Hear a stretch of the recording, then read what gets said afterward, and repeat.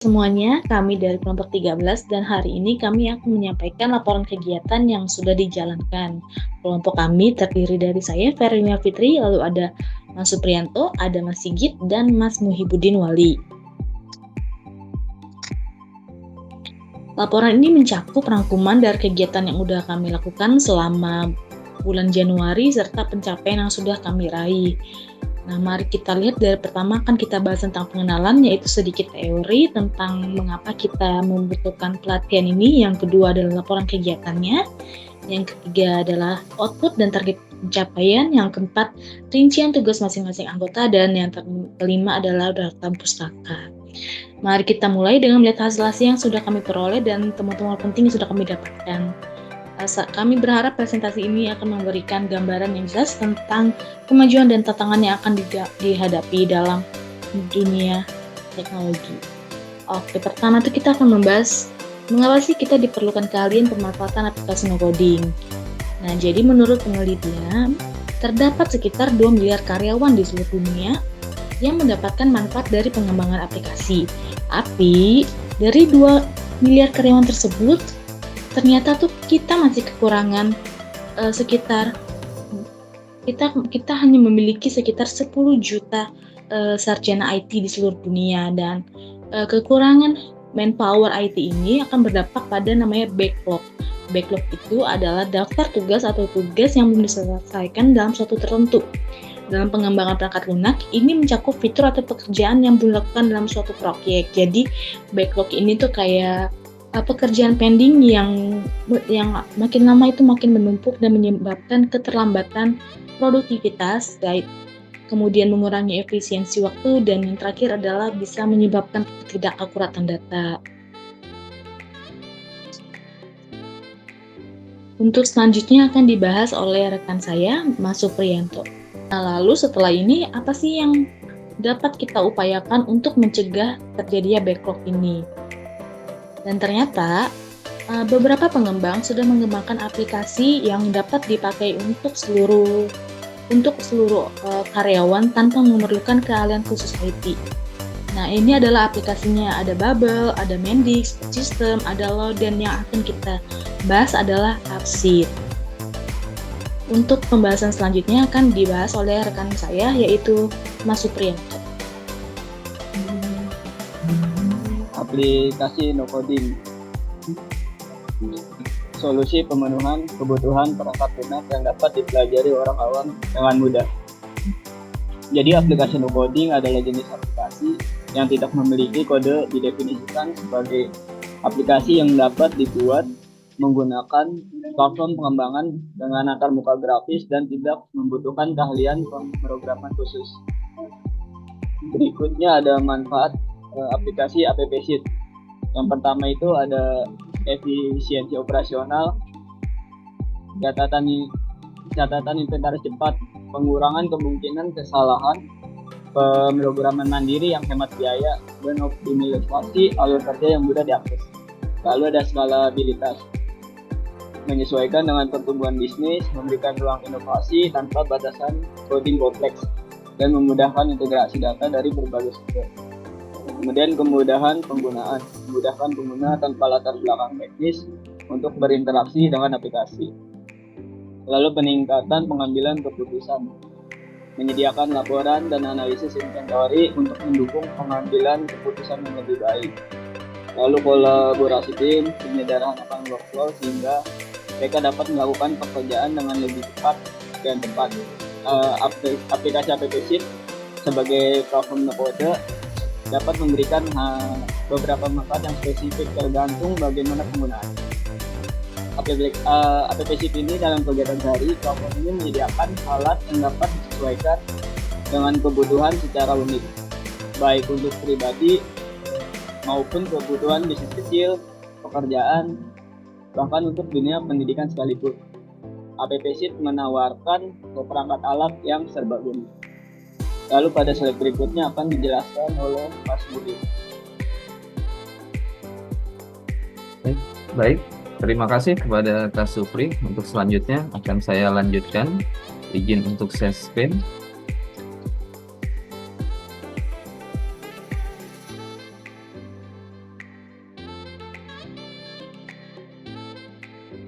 Untuk kegiatan telah dilakukan pada hari Sabtu tanggal 27 Januari 2024, yaitu pada pukul 13.00 sampai dengan 14.00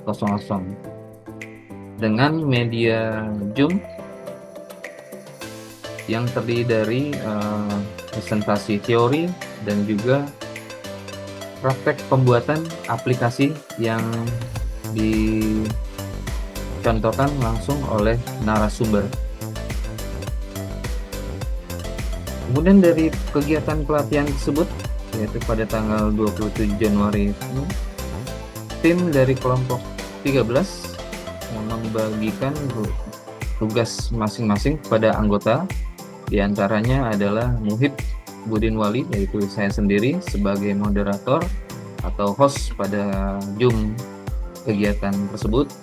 Kemudian ada Kak Suprianto, yaitu tentang materi latar belakang, penjelasan mengenai masalah dan tujuan. Kemudian ada Kak Sidik, yaitu menjelaskan dasar teori. Kemudian langsung ada Kapera yang mempraktekkan daripada pembuatan aplikasi dengan Appsit. Jadi Kapera sebagai narasumber pada kegiatan pemanfaatan Appsit untuk inventory barang. Dalam kegiatan pelatihan ini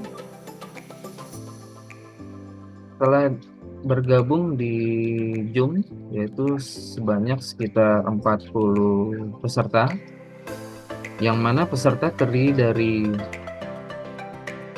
pendidik dan tenaga kependidikan SMPN 29 Jakarta, dan juga ikut bergabung bersama kami, yaitu Kepala Sekolah SMPN Negeri 29 Jakarta. Dan juga ada beberapa teman-teman dari kelas MJ 101. Untuk kegiatan pelatihan tersebut ada hal yang positif, respon yang positif dari para peserta mengenai kegiatan ini. Hal ini bisa dilihat dari kepala sekolah yang memberikan apresiasi pada kelompok dari tim 13 ini mengenai pelatihan daripada Appsit, yang mana bisa diimplementasikan untuk kebutuhan pekerjaan masing-masing sesuai dengan kebutuhannya. Jika narasumber diimplementasikan sebagai inventory barang, kemungkinan jika di sekolahan oleh pendidik maupun tenaga kependidikan bisa dipakai untuk database daripada absen siswa. Kemudian kegiatan pelatihan ini telah didokumentasikan dan telah diupload ke YouTube. Nah, di sini ada tertulis link video pelatihan dari kelompok 13. Baik, cukup sekian dari saya. Untuk selanjutnya bisa dilanjutkan oleh Kak Sidik. Kak Sidik, dipersilakan.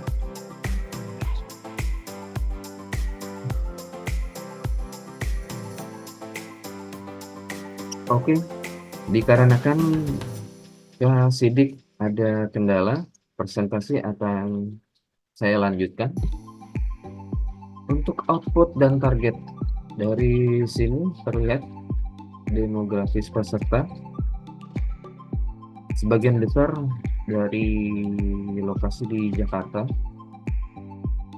Kemudian peserta kurang lebih kemarin di Juni itu sekitar 40, yang terdiri dari teman-teman kelas MJ 101, kemudian dari tenaga pendidik dan tenaga kependidikan dari SMP Negeri 29 Jakarta, dan kemudian bergabung dengan kita, yaitu SMP Kepala Sekolah SMP 29 Jakarta.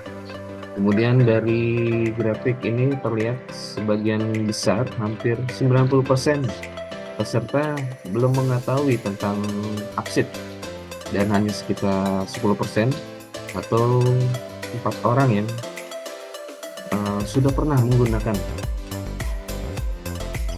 Kemudian untuk output pelatihan, peserta mampu secara mandiri membuat akun Gmail.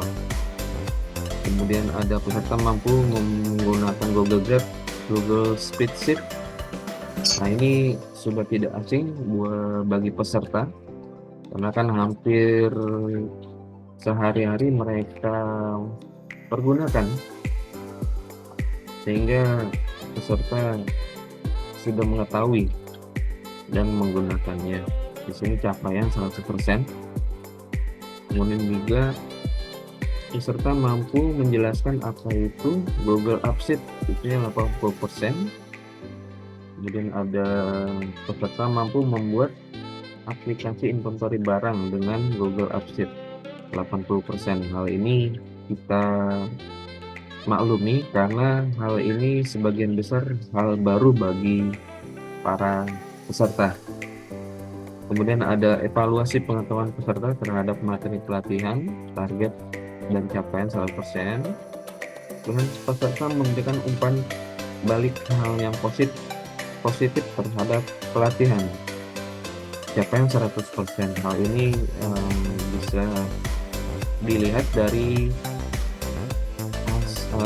video kegiatan pelatihan, di mana ada respon positif dari kepala sekolah dan guru terhadap kegiatan kami, dan mereka memberikan apresiasi yang positif terhadap kelompok 13. Dan terlihat di sini ada perencanaan jadwal yang dilakukan oleh kelompok 13 mulai dari pembentukan tim di bulan November, kemudian membuat proposal, presentasi proposal, menyusun materi, kemudian pelaksanaan pelatihan yang kemarin sudah dilakukan pada bulan Januari, tanggal 27 Januari 2024. Kemudian kita melakukan evaluasi hasil kegiatan, membuat laporan dan presentasi hasil laporan kegiatan, yang semuanya itu dilakukan berkolaborasi sesama anggota kelompok 13.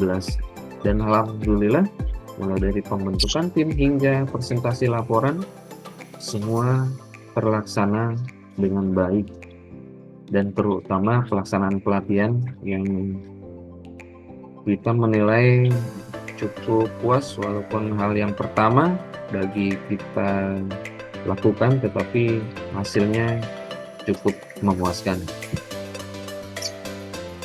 Kemudian inilah referensi daftar pustaka yang tim kelompok 13